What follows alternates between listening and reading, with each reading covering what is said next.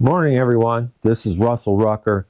I'm here for another constitutional talk. And today I thought we'd discuss a little bit more about the Continental Congress and what happened in the Congress. And I know we discussed this a little bit a while back, but we get into September 17th or 16th, actually. A dispatch is brought in from none other than Paul Revere. Paul Revere was a Maine writer, and this dispatch had the Suffolk Resolves in it from Suffolk, Massachusetts. Boston was part of that county at the time, and they had met at a tavern and they'd written up these resolves. This was in response to the Intolerable Acts, which was in response to the Boston Tea Party that I think we discussed last December. But the Suffolk's resolves, there were 18 different items, but they can be drummed down to about 16 main points. Okay, the first is to boycott the British imports and exports, limit the exports. The second was to pay no obedience to the Massachusetts Government Act or the Boston Port Bill. The way you have to understand here is they had basically closed down our government at the time. Okay, we demanded that appointed positions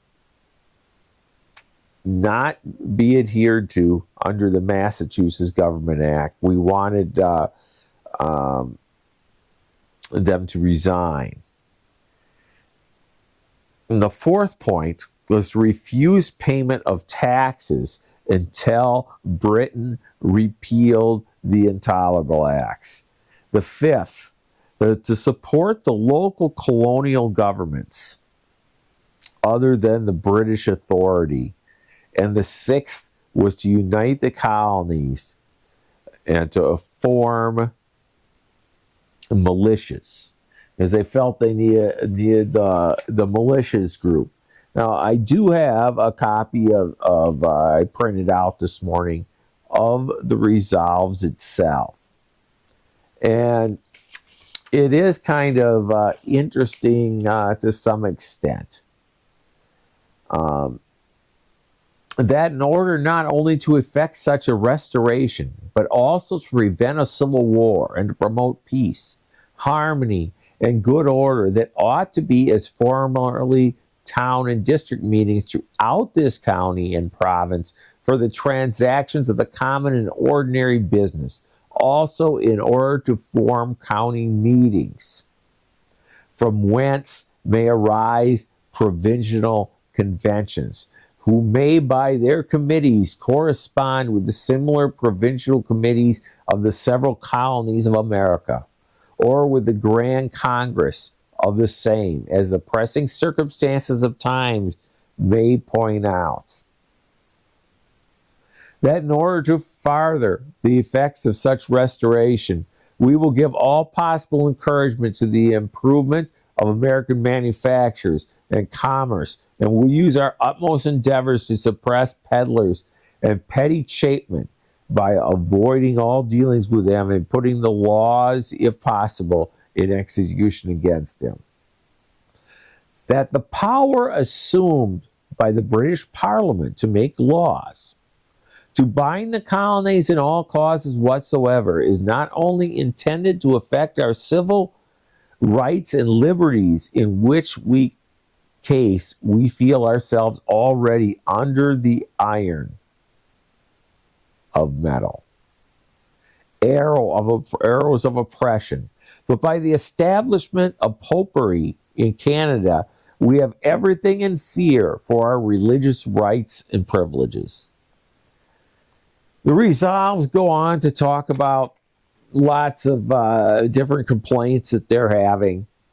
But when Paul Revere arrived with the resolves the next day on the 17th, Saturday the 17th of September 1716, 1774, is when they brought up the resolves.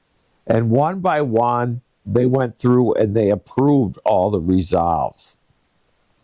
John Adams said it was the most important day of his life.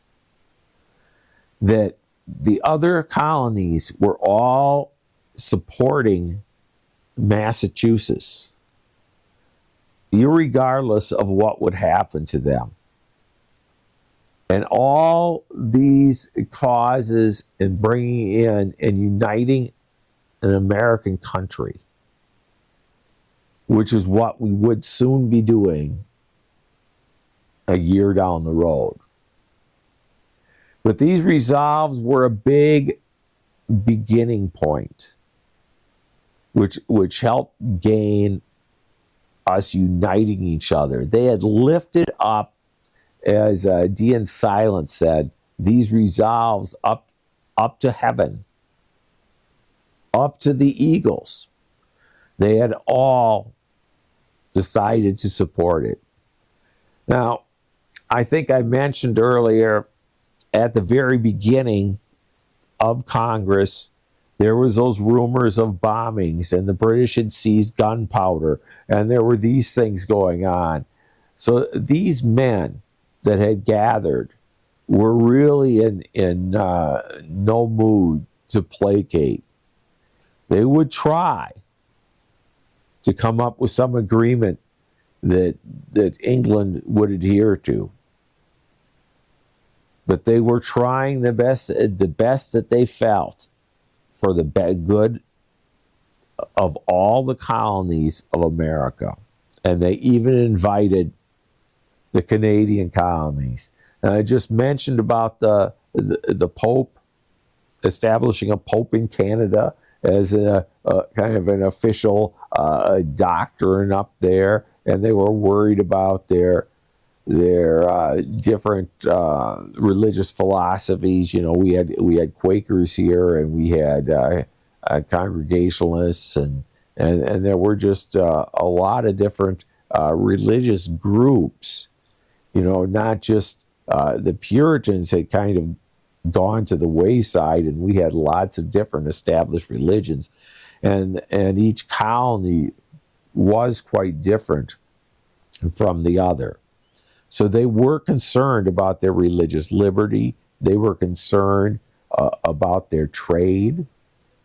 You know, Britain had engaged in a trade policy in which everything had to be British. And so other countries were being prohibited from trade. So they had a lot on their plate to deal with this.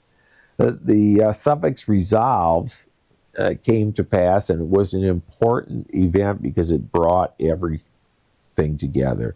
And the other thing I do want to mention and reiterate is that these were brought by Paul Revere.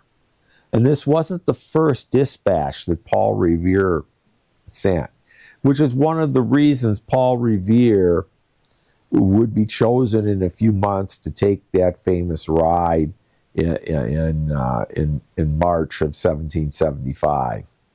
So all these things are interconnected. A lot of people think it was just the poem that made Paul Revere great, but he was engaged continually with bringing dispatches in and out and that kind of thing that were that how we were getting information back and forth was through these writers. So I just want you to be aware of that and understand exactly where we were at in 1774. And I hope you have a little bit better understanding of the importance of these resolves. And we'll catch you next time. We'll talk to you later. Catch you next time on the next Constitutional Talk. You folks have a good day now. Bye.